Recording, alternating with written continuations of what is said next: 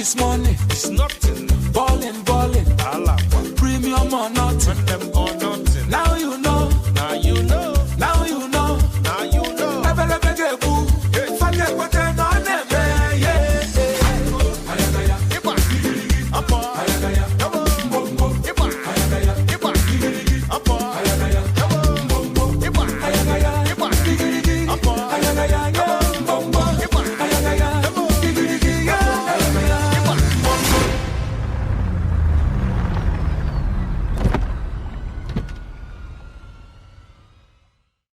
Welcome back, everyone, to Couch Chronicles Therapist After Dark. I love being on this couch now. Right. It's been good. It's been a really nice season. So let's keep it going. Let's start with some mindfulness. I want to do a simple mindfulness today, down-regulated practice of the 5-7 breath. So I'll count it off for us as we go along, and you all can just sit back and participate. Okay.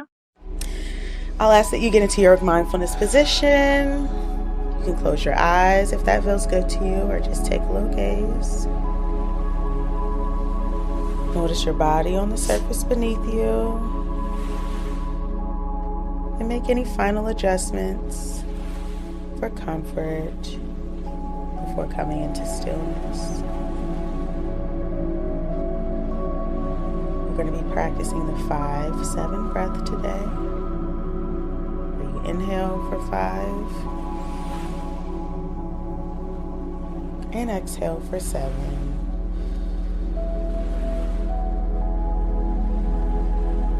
We'll start with 5 breaths together, beginning with clearing the lungs with an exhale. Inhale, 1, 2, 3, 4. 5, exhale, 7, 6, 5, 4, 3, 2, 1.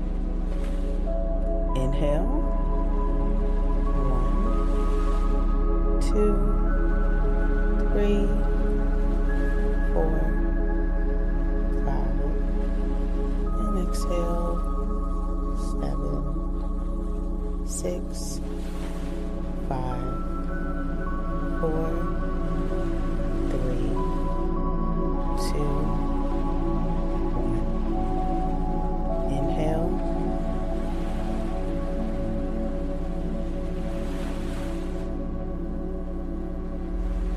And exhale.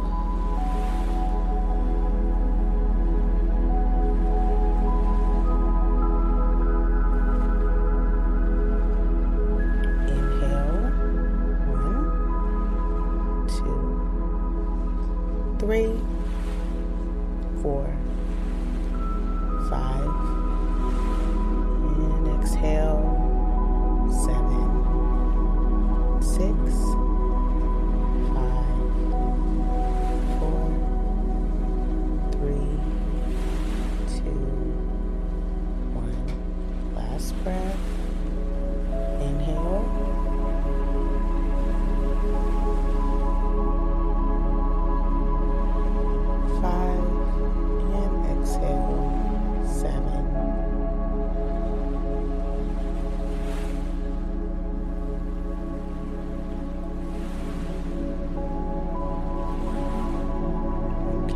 Seal the lips. Take a normal pace of breathing. Take a moment to notice what your body might feel like in this moment. Begin to notice the surface beneath you once again. You can invite some movement into the space, a little stretch. And when you're ready, gently blink the eyes open. All right, quick breathing exercise. What did you ladies notice about yourselves during the practice? I had a hard time with the initial counting off. I think I had a hard time on like the inhale. The inhale. I was like, Same oh, here. I gasped a little bit too much air Yeah. in the initial 1 to 2 Yeah. seconds that I was like, It was like the yeah. Where same did you thing notice happening. that in your body? it was like definitely throat to chest Chest, area mhm. for sure, Yeah. where I was like, oh, there's not enough air Sure. or space, and Sure. I'm trying to like fill the top of it. And then on the exhale, that also was a little bit longer than I initially expected in terms of like how much breath I was letting out. Mm-hmm. However, significantly less discomfort, or I guess feeling of not enough space in the inhale versus the exhale. Okay. So did you ever make any adjustments to the practice to experience any more ease? Did you just stick with it? What was that like for you? I would say that I didn't like change the position of my body, but I definitely slowed down the inhale pace that I was taking it in the beginning. And then that then kind of like was a rippling effect in terms of like how I felt more comfortable in the releasing of the air during the exhale. Sure. So I'm hearing that it kind of naturally slowed your breath down enough to give you more space with the count. Nice. Yeah, Thanks for practicing. Thank you. What about you, Jay? Like Stephanie, originally I felt like I took a real deep breath in, and I'm like, okay, and then I'm like, so the inhale became more difficult, and then the thought around like, girl, you might need to do that. You know, when you go to the doctor, like you have surgery, they give you that blow, Yeah, the breath machine, whatever thing, test And your I was oxygen. right. I said, well, you might need to practice that more. Like this is, it's a little bit rough, like with the inhale. So there was like not necessarily judgment, but just noticing like over time. And then I got a little dizzy, so I slowed myself down a little bit with the inhale. And I'm like, okay, slow down. You need to like open up a little bit. So I kind of like slowed down and did my own counting to kind of like not keep up with like what you were doing, because I noticed that part. But other than that, there was some discomfort, I think, in my inhale, but I adjusted and just noticed and just kind of engaged. Okay. with So it. it sounds like you just set with the practice. Yeah. And as you got into it or went further along, things became a bit more, less difficult. Yeah. Over Nice. time. I did what worked. Nice. Thank you for Yeah. participating and Thank doing you. what works. Yeah. Thank you, ma'am. All right. Thank you all for practicing mindfulness with us. Yes. Let's get into our episode. Yeah. What are It'll be we a going to good be talking about conversation. today, lady? We're going to talk about avoidant attachment. Ooh. What? Attachment style. Avoidant Attachment attachment. style. Avoidant Yes. attachment style. Is that my calling card? No, just- Right. Honestly, buzzwords, hot topic. Right. Okay, so let's jump into our confession. I've been talking to this guy on and off for a long time. It took several years to get him to go on a date with me. Every time I try to make plans with him, he would literally say, yes, I want to go on a date with you, but then he'd postpone and postpone again. And then we would stop talking for 6 to 9 months. So at this point, we've officially gone on one date, and now we're talking again, and he's already postponed on our second date. I'm sure I sound insane for having so much patience. Why try so hard to make things happen with this guy? Obvious reason, he's hot. A literal 10 out of 10 in my eyes. The level of attractiveness that I want to marry.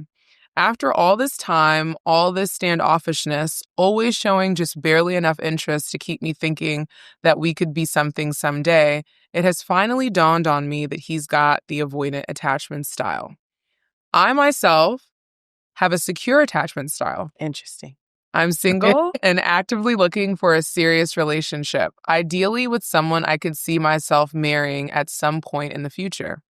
My thought now is that pursuing someone with an avoidant attachment style could inevitably lead to endless frustration.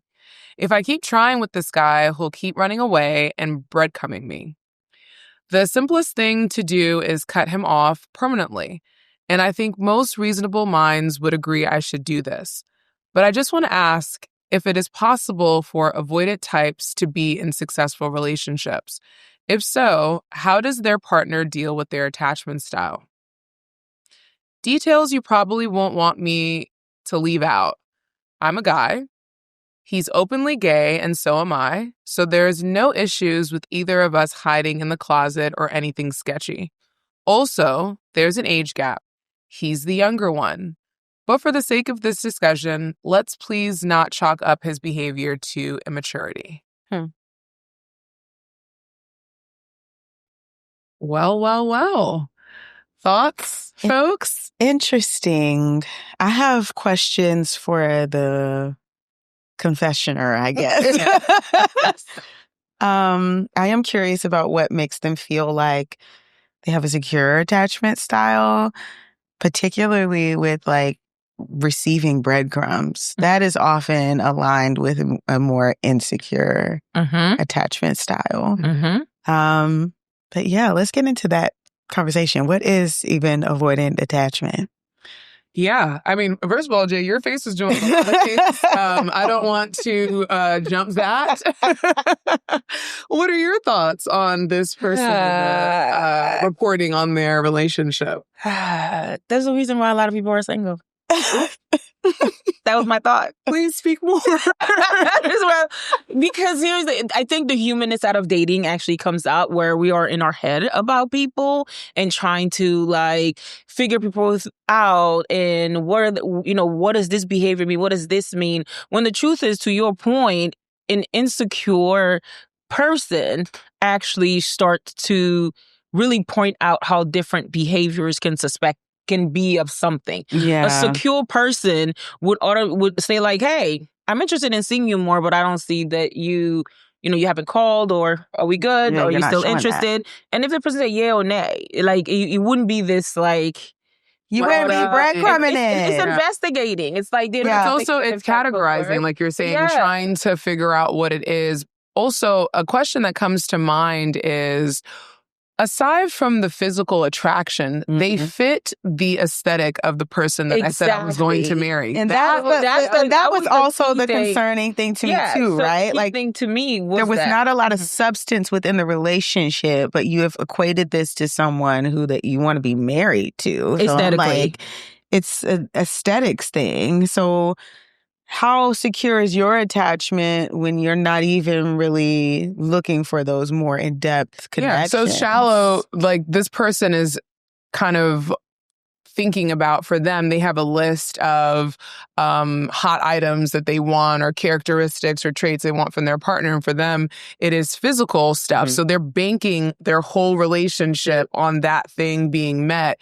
However, that surface level, underneath it, there isn't any consistency. Right. They said, I believe there's a year. Doesn't seem like there's very much interest. They only had one date. Yeah.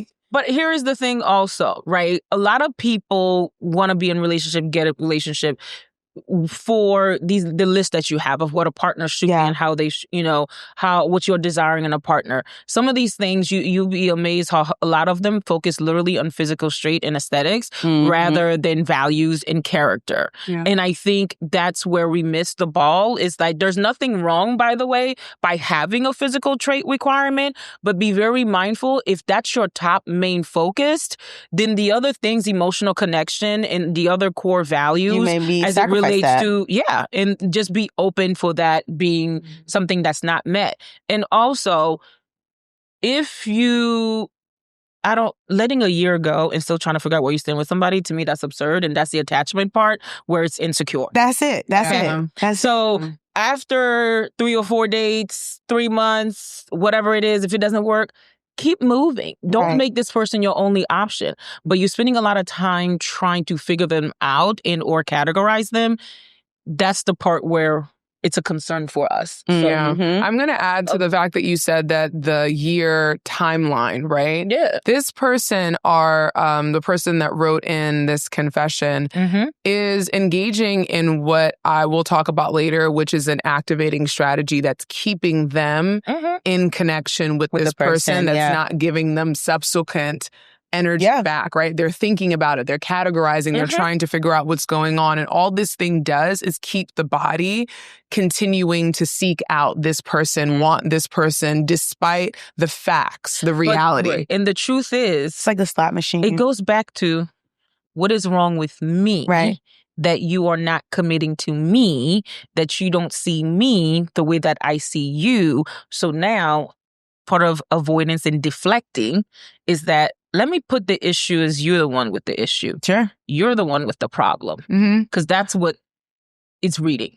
It's that you really questioning your own internal core senses around like, am I enough? Yeah. And that's why the person is outlining all these things. Yeah. And really, it doesn't have anything to do with your sexuality, if I'm honest, or the age thing. Because you could find someone that's younger that is very as much mature as where the older person is the one that's immature. Sure. So I don't think age and sexuality plays a role. I think the question is a sense of self and who you are in terms of how do you feel about you, sir? Like, what is going on with you? Yeah. Yeah. That you may still need some work. I mean, even reading the letter, I am curious if I would even say that the partner has an avoidant attachment style. I am Agreed. curious around like, how connected is this person to you? And I'm a firm believer in people like take whatever it is that you're giving, right? So if you're willing to accept crumbs, then people are willing to give you crumbs. give you crumbs. I'm here with you. I actually am on the side of the confessor in the fact I do believe that their partner has an avoidant attachment because our reader has an anxious attachment style. They care about being chosen. That's really what this person is my top tier number one desire. And they're not choosing me. And I'm sticking around and waiting for them to choose me. The things that they're talking about in reference to what the partner is doing, like I call it foot on the gas and on the brake at the same time. I want to get closer to you, but then when that opportunity happens, I'm now backing up because now I feel like encroached upon. Now I feel like you are crowding upon me. So I think that he is at least accurate in labeling his partner. And that is also something who is anxiously attached. They're really good at being able to pick up on all these lovely they notice the shit. Just the point is as a recovering anxious attachment style, I've definitely been there. So I want to talk a little bit more, kind of backing up. What is attachment theory exactly for our listeners? As I like to say, they said it was created by psychologist John Bowlby, but I always like to say that that's what we're told, but that doesn't mean that's necessarily what it is. But that's just my only side of it. But it was created out of basically when we were born innately that we have babies turn to develop a sense of attachment to their caregiver. And a baby with a secure attachment, that means their needs are met, that they also feel okay and secure. Like they did a whole study around like if the parents or the caregiver leave the room, how does the child respond? And over time, I think it did it through and through.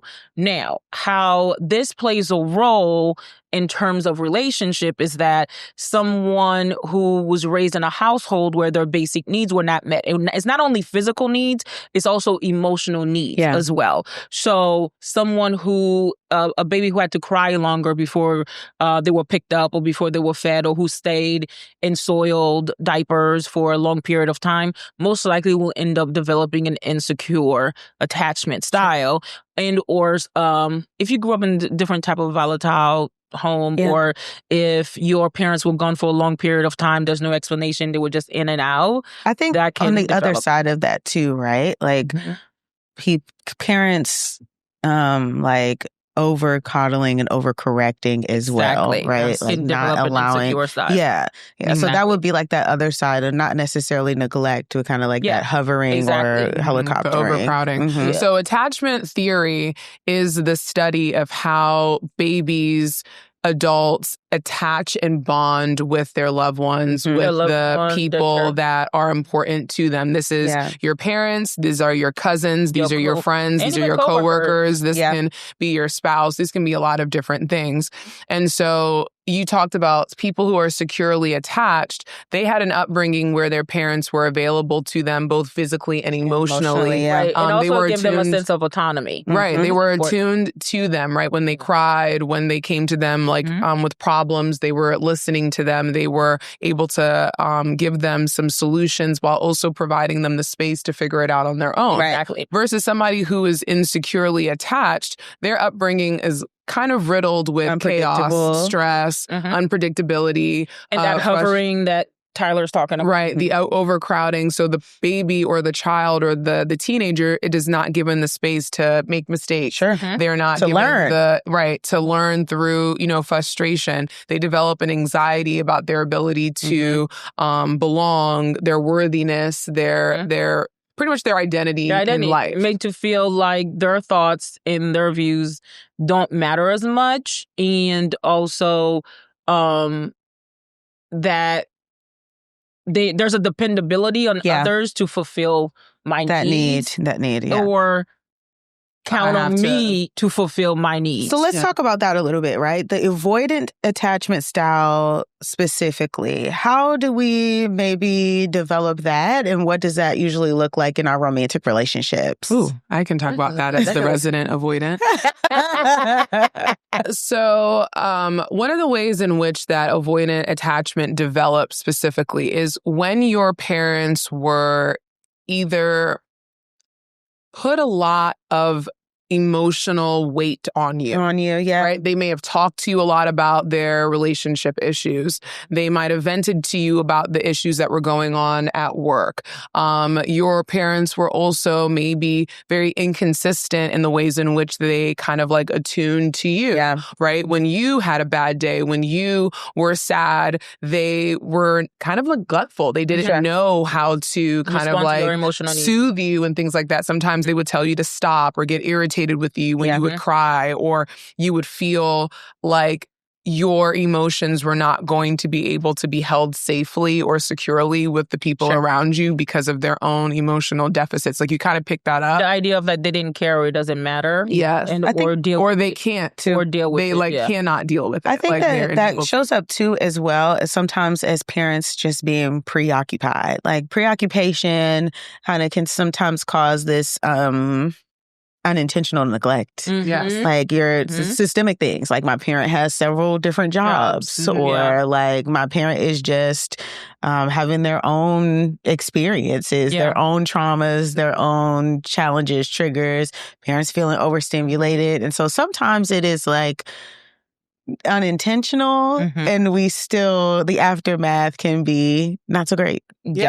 Definitely. And so in adolescence or in childhood, right, you kind of start to distance yourself from closeness, and you start to feel that emotions and, caring about other people is burdensome. It feels heavy. It feels kind of claustrophobic, and you start to crave a more rational, logical, clean kind of experience with the people that you relate to. So I know for me growing up, I started to become more of the critical, logical, rational very person. black and white. I'm the person that's able to solve problems without getting consumed by the emotional heaviness of things. For those of us who are in DBT or practice DBT, I was real reason mind with it, real rational mind. That part, that's how not it a robot mind. At literally cold-hearted, nonchalant were adjectives that were attached with my name. And even though an avoidant can be cold or also feel like they are calculated or they don't care, we care. It's a deep care, and it's a silent, and part of the caring is also, I could also care from afar. I would I want to protect myself from caring too much, right? Ultimately, having an avoidant attachment style really is a coping strategy, a response, a trigger to protect yourself. So there is a lot of perhaps there's some rejection, some sensitivity there that I'm really trying to avoid the feeling of pain, the feeling of someone leaving or neglecting my feelings in this moment. So there is a lot of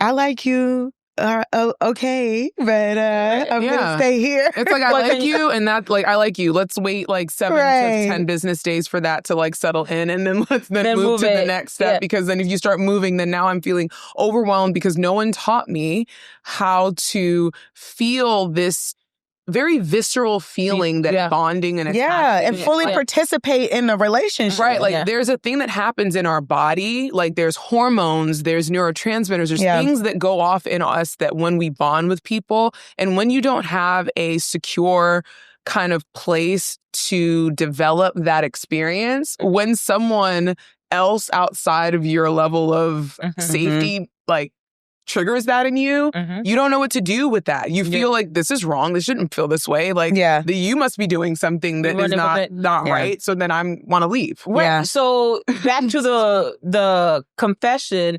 So if you're looking at that standpoint, someone with an avoidant style and someone with an anxious style is the fact that they're going to stay far away the minute you start showing a dependency for me to meet your emotional needs. So it's a lot of this. Like, I'm chasing.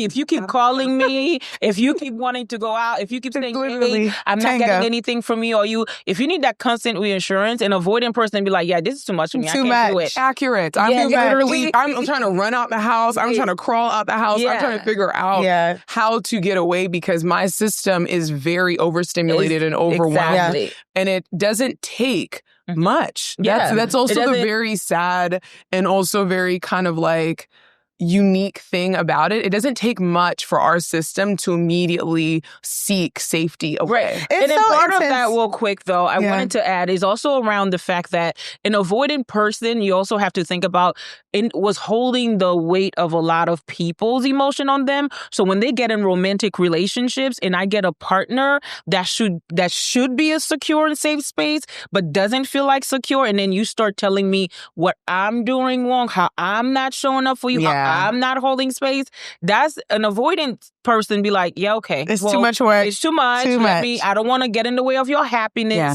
Find someone that can be that person and exclude it because their learning history is showing up around, oh, you're going to require so much of me and so much of that dependency. So in this moment, I'm just going to like, let me back and up. I'm not enough. And that's it. I can't measure up. I can't meet that like expectation. You said, I was holding all these things and I didn't feel like I was doing a good enough job because they kept bringing it back to me. They kept giving it over and over. Because if I'm over here like being with someone who is avoidant attachment, like not in my current relationship at all, but like, I would say like in the past being with an avoidant attachment is just such a mindfuck because it is. I think also at the time when I was with that person, I also experienced my own anxious attachment style. Oh yeah, and so it was so painful because it always felt like, no matter what I do, no matter what it's going to be like, it's never going to be enough. If I'm pushing, you are pulling away.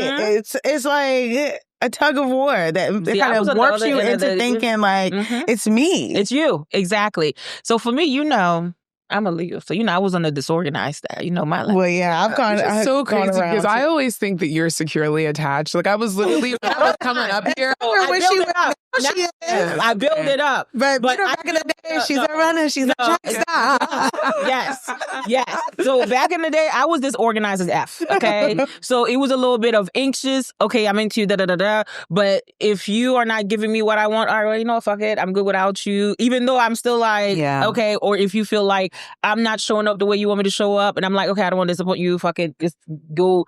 Let me do you. Always. So for me, I was always tithering, and it was always confusing for my partner because they're like, where do we stand? Okay, so are you with me? I was in a 12-year relationship, but I'm not fucking drove you ass crazy. But it was in the sense of like, so are you in or are you out? Like, what's happening? And it was always confusing for him, who was strictly avoidant. Like, so, but also secure. End up being secure once I think I settled in my security. I think he came in secure, but I think because of my disorganized behavior, I feel like I made him like insecure. But once I settle into my secure and know that, okay, this was a constant. This is like someone that I could depend on. Like, you're not You going bring to up a leave. great point there. Yeah, you're not going to leave. And, it didn't feed into my abandonment issues that I have. And he was consistent. Yeah. Then that brought a sense of security. Then I ended up doing work on myself in order to be okay in this relationship. I think that you bring up a great point, right? How like being with different partners or like those sometimes different attachment styles will bring out different things, right? And so I feel like the relationship that I'm in now, I have much more of a secure attachment. And sometimes it's hard for me to even believe that I ever accepted crumbs. Yeah. And that I was like ever in the space where I was like, what's wrong with me? Because this person is like not giving me the things that I know I absolutely deserve. But I even also think about how that shows up in other relationships, like coworkers and like my parents and things like that. I definitely have a much more avoidant style in those spaces. Yes, you do. I want to also add. I was like, in my head, I was like, yes, the fuck. Right. Yes, you got me. So just wanting to say a couple things there, right? So first, like, avoidant attachment shows up in any like circumstance, any arena where there's other people. Yeah. Like that's really when it shows up. There's risk, threat. Exactly. Yeah. So, okay. Avoidant attachment, we talked about the romantic setting, is that it'll look like they're playing games, right? It feels like, oh, well, once I step forward, now you're stepping back. And once now I'm stepping back, you're moving forward. It feels like all of those different things. Now, in friendships, or let's start off with the workplace. I think that's a little bit of an easier way to kind of transition. Yeah. So in work, an avoidant attached person, their biggest threat is when somebody is encroaching on their autonomy or their independence, or someone is placing things on them that they did not willingly take on for themselves. Yeah. Right? I have a big issue with this part of myself because my lovely friend over here, we work together, and she loves to celebrate and tell people about my gifts. She loves to tell people about the things that I'm good at. I am very hush-hush about the things that I'm good at. I don't like people to know things about me because inevitably then people start asking things of me, and I don't like that. Yeah. And so when, becoming friends with this lovely human over there, it was a lot of exposure therapy around like sharing my gifts with people and not feeling this overwhelming, like, claustrophobic feeling that people are looking at me. But remember your first was like, I remember your first one, why did you say that? Why would you tell me? Why did, like, I was like, wait a minute. I said, why you get, now they know. Okay, Jake, fine. I guess let me think about it. You used to be so like robotic. I'm like that too. I mean, so now, I'm very polished at work. I think that it's just like a habit, honestly. It's not that I'm like not authentically myself, but I just think that there's just some boundaries that I have at work that cause me to be that same way. Like, I'm very formal. I like, think, an avoidant person at work want to do their job, want to get paid. They do everything right, what is required of them. They're just not going to expose themselves. They're not going to share. That's the thing. They're not going to expose themselves to more. So when it came to like getting closer to both of you. That's what I was going to say. Getting closer to both of you was a challenge around, like, I remember I walked in. Thanks for sticking with us, girl. And I was like, hey, ooh, she's tall, she's pretty. Like, was she like a model or something? And she was like, hey, how are you doing? I'm Stephanie. And we like, I was like, oh, I'm Jay. And it was very like, I was like, okay. She was like, okay, well, let me get out of here. And then just left. And I'm like, literally like a genie in a bottle, gone. Okay. And I remember I talked about it in the podcast before with Tyler. It was more like, I was like, hi, how are you doing? I'm Tyler. I'm going to be taking this case. All right. Nice to meet you. Okay. I read the notes. Thank you. Okay, all right. I said, well, let me get the fuck out of here then. I said, the fuck? Like we're very cut and Transactional. dry. Very Like it's very cut and dry. It's like this is what I'm here for. Yeah. I'm not gonna step outside of the lines. I know I have a couple Parameters are important. like for I've me. definitely been around a couple people who also are avoidant because I'm an avoidant attachment at work. I know that. I'm definitely working to be a bit more secure, but being around others who are avoiding attached, it's also a very interesting dynamic because it's like I know there's more there, Right. and I know you're not telling me because that's not a And sense I of just be comfort. like- But then it's like I can feel. I'm like, oh, so this is how other people feel. Like, Right. a little bit of like, I'm hella mysterious. I don't be trying to be, but I'm like, You know what it is for me? I think growing up in a household when it came to like work, like how you show up and presenting and things like that, I would have to say like my parents did a really good job in that. So in my workspace, I've always, even in school, I've always had like a secure approach. right. I think the way that I show up. So for me in the workplace, I'm just like, I'm myself. Like it was to me, it was easy and organic for that to happen and to show, I think probably the Caribbean part in the sense around like, no, because you're so like authentically you. Yeah. Like you're so authentic. And honestly, this I goes love back that. to our thing about like where does these attachment styles come from? Yeah. My parents are very much, you're not supposed to do this. You're not supposed to talk about this. Polished. You're not supposed to tell people all about this. Everything, your dirty laundry stays at home. Yeah. You don't open and share those things about yourself because then people can run around and had growing up. Yeah. People would run around and say things about Yeah. my family, about my parents, Yeah. and it would get back to other people. So there was always this constant fear Yeah. of what information is going to get get back back. out and how is it going to be used against me. Mhm. That's how, for me, I guess the avoidant attaches, how is this stuff going to end up popping up in my face? Yeah. But later? but it's crazy. I think my sister is like on that end around the avoidant part around caring in that sense. But I think in work, in like schooling, she's like the modeled person. Mm-hmm. And I think my brother and I exhumed the secure part around. I think when you grew up in a business family too, they taught you bullshit and they taught you how to sell yourself, if Mhm. that makes sense. Yeah. So for me, it was something that I think I was exposed to Yeah. in that realm. Yeah. That was natural. I think when it's different, when we, like I said, in relationships, like friendships, I think that's where it was a challenge for me. Mm-hmm. Because I approach friendships like friends or family, and then also had to learn boundaries with friendship because I fully give into who I am. But then also, if I disappointed a friend or if they're not happy with me or something happened, I used to like crumble like, oh my Really God, like the personalize. abandonment, Yeah. stuff will come out. And Yeah. that's where the insecure. and That would then- be more the anxious part of you kind of Yeah, showing up versus exactly. me.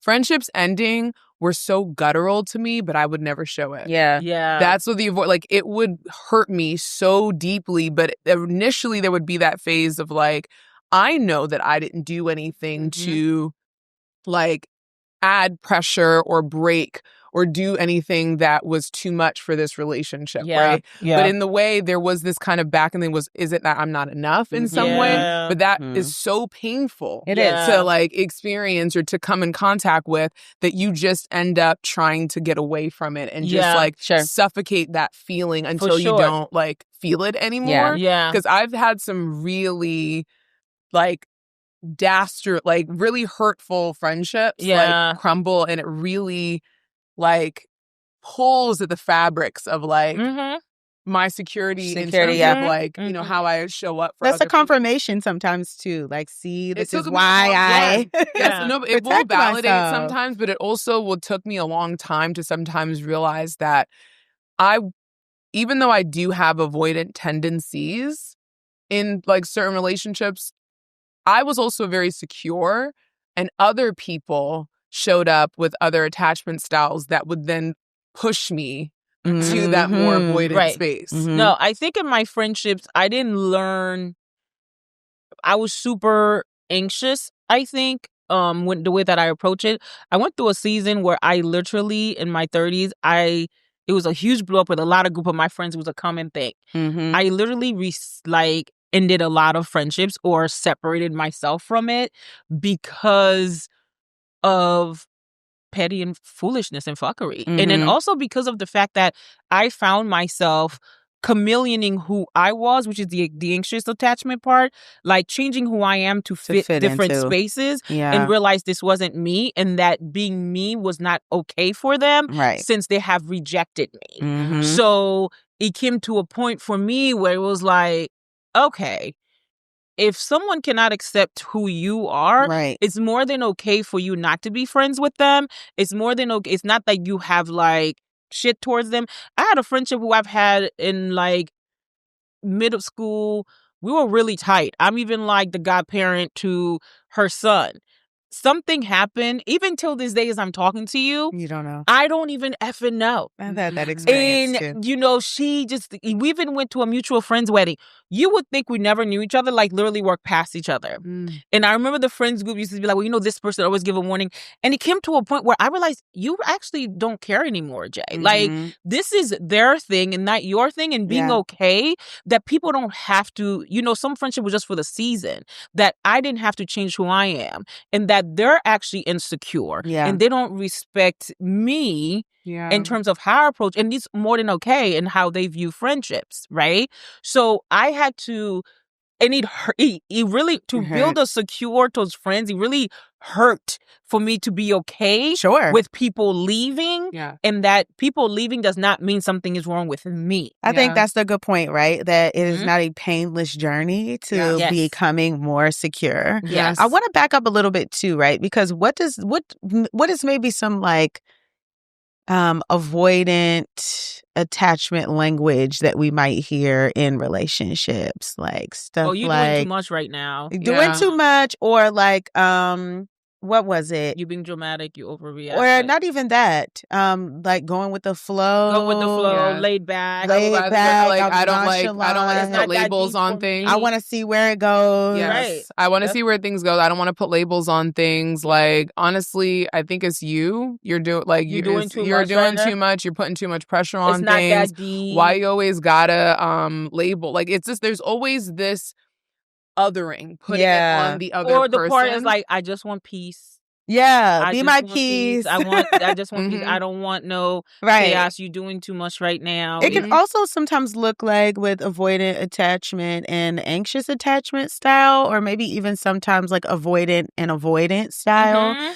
Anytime one of the persons brings up a challenge or some sort of conflict or disagreement in the relationship, it's an argument. It's an opportunity for like, oh, now we're gonna break up, or like the relationship. And then ending. an avoidant person is that they'll have the argument and don't talk about it, and then pretend and everything goes on. Yes, I was going to talk a little bit about why that happened. It happens because inevitably, when you do conflict resolution, you have to be vulnerable with somebody. Yeah.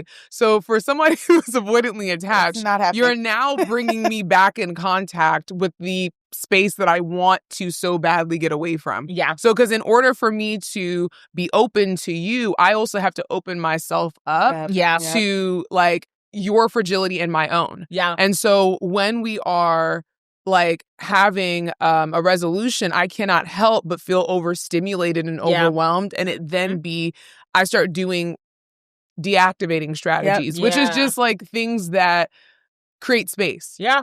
And I remember, or create space, but also for the avoidant attachment, create safety. It is. In reality, it feels safe to be like, okay, I know that I have control in this space here. So like, we're over here. That person is weird because they trying to come on over in my space. Because I know for me, I used to, when like arguments or when I would be angry with people, I would rather be on my own to then calm my system down, and then we can revisit. But by that time, I have like locked away the emotional part of, or even the communication. Like I'm already doing my own like soothing. I'm doing my own regulating, and then now it's like, okay, well, what do you have to say? But I did it all by myself, and that looks like to the person on the receiving end that you checked out. Yes, like you've completely dismissed what I'm trying to say or do to you. Feels very like, and I didn't realize that it was like I was withdrawing. Right at that time, I thought I was just finding ways because I also take care of you, to take care of me and also keep myself from blowing up. Yeah. I know for me, that was a lot of my fears that like, I don't want to blow up on you because the anger that I'm feeling, the rage, the thing that's swirling inside of me right now, I'm trying not to put it out on you. That too, right? Like when we are in relationships with people and there are these moments where I feel like I'm going to blow up, sometimes we like deny ourselves our reality by trying to suppress that. And that sometimes is also aligned with this idea of like, I'm not enough. I can't show myself in that way or I won't be accepted. It won't be okay for me. Yes, and that's definitely from that early wound because it wasn't accepted when you was out. Exactly, because you need to ask me if you're doing too much. Kind of wrapping that part up around like, can someone with an avoidant attachment style have a healthy relationship? And the answer for me is yes, they can. And what happened is that it will start off as avoidant, but the more you build security and authenticity and safety for that person, allow room for vulnerability, allow room for their fears, allow room to just have discussion where they are uncomfortable, but be consistent with how they're processing, right? And also using things that work. So I know you don't like to engage in conflict, but this is not a conflict, but maybe we're writing and we're not talking, right? Those are different ways I tell couples like to work with someone who has an opposite attachment style. If you're anxious and the person is avoidant, reminding yourself that as long as the person's still showing up, an avoidant person will keep showing up because one thing they are is consistent. That's the window. That's for you. They're not going to abandon you. So you don't have to keep asking for that constant reassurance of whether I'm enough. It's really noticing like, okay, they keep showing up. And now the fact that they keep showing up, what is up with like, you can only control you. What do I need to build security with what they're showing? I just had the biggest flashback ever because I do remember like partners being like, I just like feel like you like don't like me or like, you know, and I'm like, I'm literally here. Like, I'm in a relationship with you. I said I wanted to be your girl. Like, what else do you want from me? I used to literally be so confused about that, not realizing that I was providing them surface of what it is that I guess that like I could give them, but I would have definitely responded a little bit better to that approach. And I think that a key thing that you all talked about here is that awareness. Like people have to be aware of what their attachment style is. Right? I also tell my clients all the time, like you gain that awareness by collecting data. You have to collect data within your relationship. So you can identify with what works, what doesn't, what feels good, what doesn't feel good. Nobody is going to come with all the things together. It is unrealistic to feel like I am only looking for, and maybe, I don't know, maybe this is an unpopular opinion. I'm only looking for someone who has a secure attachment. But perhaps you might be looking for a unicorn. I think it's more so like, am I working with someone or am I connected to someone, whether that's like platonic or romantic? Am I connected to a person that is willing to grow, that is willing to increase their awareness of themselves and work on it? Right. And that's exactly what it's about. It's about the growth of it all because someone can start off with an anxious, with the disorganized, with an avoidant, but with the key thing is consistency and safety. Collecting that data on what is making me feel safe. And someone with an avoidant attachment style, they've never technically been taken care of. A way to build security with someone with an avoidant attachment style is showing them like, I'm here for you. And they may not, don't be quick to think they're going to fully lean into it. But don't look to be rewarded immediately after, bro. Exactly. They might not be. So part of that is actually, you know, leaning into that and tied to what you're saying is around when we're in relationship, it's not about fixing the other person or trying to figure who they are. It's really about how am I showing up in this space? What do I need to work on? What is this person bringing out of me that I may need to take a closer look at? And saying these things to yourself does not equal to I'm a problem or I'm the issue. It's simply saying that the response that I am seeking, I'm not getting. And why is that response important to me? And also acknowledging the fact that not only is why this response important to me, what's showing up for me with this interaction? And then really being, you know, caught up in kind of understanding that perspective. Sure. So that's the part we could answer before we move on to the listeners. The listener letters? Yeah, sure. So we can move on to the listener's letter. So the wrap up of that is you don't have to be securely attached in order to have a meaningful relationship. Somebody who's avoidantly attached can change their attachment style consistently through work and through a great partner. And then most relationships do not automatically start with a secure attachment style. So be very mindful. Though you may show up as secure, you may end up developing something different through whatever the insecure attachment style is. And also acknowledge that we all show up as we are. To Tyler's point is that it's about opening and learning to grow. Yeah. All right. Our listener letter.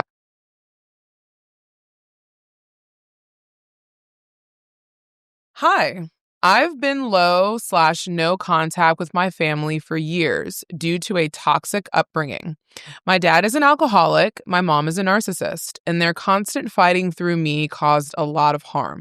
I moved out at 18 and I've tried to set boundaries, but they're often ignored. They've shown up uninvited, they've guilt-tripped me in manipulated situations, like my dad visiting after I asked him not to, and my mom threatening wellness checks. I've since changed my number, but they're still trying to reach me, even sending packages to my address. I'm not confrontational. They made sure of that growing up.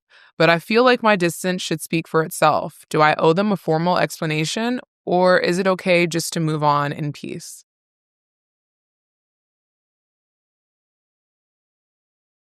Ooh, alcoholic father, narcissistic mother. Interesting, right? Because I do recognize that like those things are very present, right? Like perhaps your parents, that combination can be a very volatile space to grow up in. Yeah. And so I don't necessarily disagree with the idea of no contact. I think also from a cultural perspective, community is just so big and so important for Black people in particular that it's hard for me to encourage people to go no contact. It's usually like what have we tried? How do we acknowledge and validate what's going on? Like kind of checking the facts first before just jumping to like, I need to find my peace so I can't talk to these people. I have to go no contact. I think sometimes no contact can be an avoidance and not as effective or aligned with your goal if your goal is to like be connected, have community and things like that. So yeah. So maybe because I lean more toward the avoidant style, I'm saying it's both ends. I honestly say no. You don't owe them a formal explanation because when I think about the two character, like the types of parents that this person is talking about, a narcissistic mother is not open.